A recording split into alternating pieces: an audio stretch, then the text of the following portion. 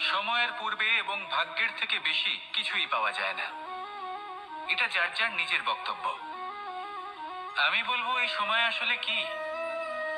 এই সময় হলো যাতে যুগ যুগান্তর নিহিত আছে, যার মধ্যে দিন আছে, মাস আছে, বছর আছে, ঠিক কিনা? বাস্তবে আপনার কাছে সময় কতটা আছে যা আপনি সদ্ব্যবহার করতে পারেন? তখন থেকে আছে যখন থেকে আপনি নিজেকে বুঝতে শুরু করেন। ততক্ষণ আছে যতক্ষণ না আপনি এই সংসার ছেড়ে চলে যাচ্ছেন। শুধু এটুকু সময় আছে আপনার কাছে। আর যদি ভাগ্যের কথা বলা হয়, তাহলে ভাগ্য হলো সেই পরিস্থিতি যখন মানুষ নিজেকে সময়ের হাতে সমর্পণ করে দেন, তাকে ভাগ্য বলে।